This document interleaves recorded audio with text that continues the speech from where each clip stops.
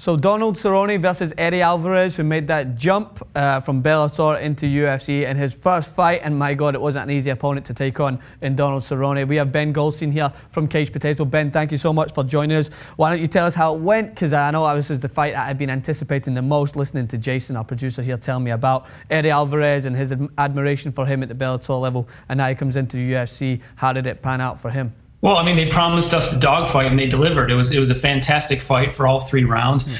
Eddie Alvarez came out, and I mean, he was really slugging Donald Cerrone. He won that first round for sure. Yeah. And he looked like the guy that was advertised to us. But Cerrone, you know, it's his octagon. He's been in there for a long time. Yeah. He is probably at his peak in the sport right now. It's kind of amazing because he's a veteran. He's been competing for a long time, but he has just hit this other gear right now, and he's looking like a guy who could beat anybody on any given day.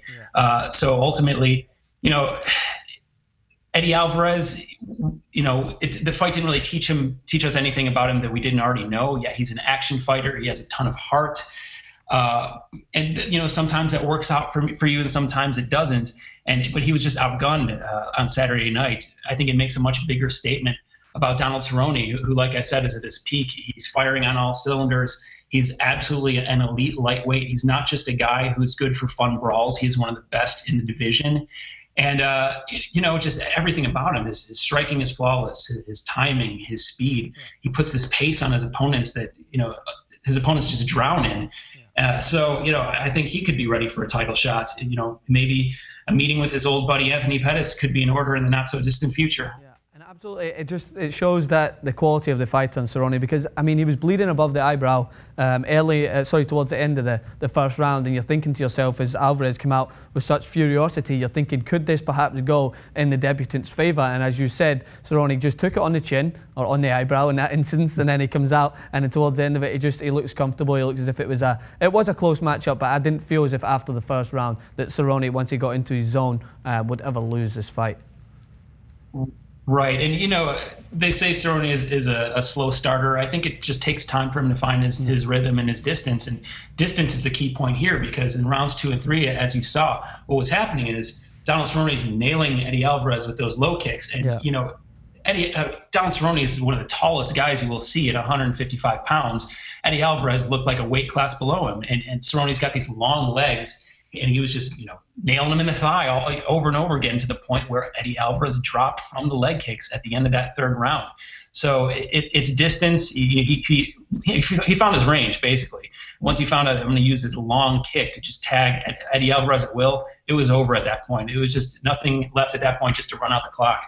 Yeah, that's what they will say. I remember I was listening to the commentators. It was an idea that he was just being precise, and after the first round, with that, obviously the momentum that you thought the momentum might have shifted with Alvarez, but Cerrone, as they said, he was picking him apart. He was picking his choices to land his kicks, and it kind of took Alvarez a little step back. And this goes into the next question with Cerrone winning this fight. What is next for him? Like I said, you know, a title fight could be next. I mean, I think that makes sense. He already has that rivalry with Anthony Pettis. It kind of depends on, you know, as you know, Anthony Pettis is going to meet Gilbert Melendez, and they're going to have their lightweight title fight later this year.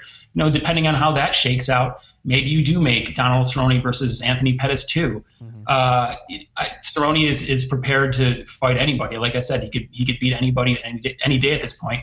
And now he's got, you know, 5 wins in a row over top competition. He's looked stellar in each one. I think the UFC sees him as a guy who could compete at any level. And, you know, if the timing works out, a title fight is in his future, absolutely. Now he has a ton of heat behind him. People know that he puts on a show every time in the cage, and, you know, that's something he can promote. So, yeah, it could be a title fight. Thanks for your input there, Ben Goldstein. So on a final point, just to wrap up UFC 178, from the fight as a whole, who impressed you the most from that fight in UFC 178, and who should we be looking out for in the future?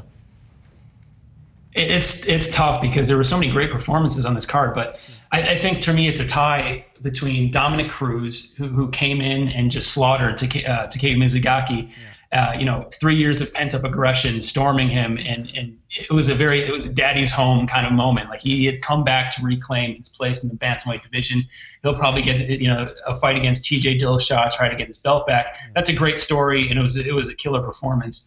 And then also Conor McGregor, I mean, who went from a guy who was almost an oddity, you know, sort of you know, a quick, smooth talker, smooth dresser, you know, a national hero, to a guy who is legitimately a title threat and someone we need to take seriously and acknowledge as one of the biggest stars in the UFC.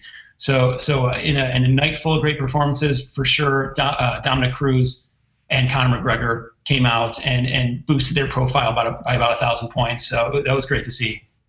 All right, thank you, Ben. Your coverage has been fantastic. We've loved having you on here. Ben, from the editor at Cage Potato. Make sure to check him out at cagepotato.com. And thank you again for joining us, Ben, here on TYT Sports, and we look forward to having you again sometime. Oh, can't wait. Thanks a lot. It's been a pleasure.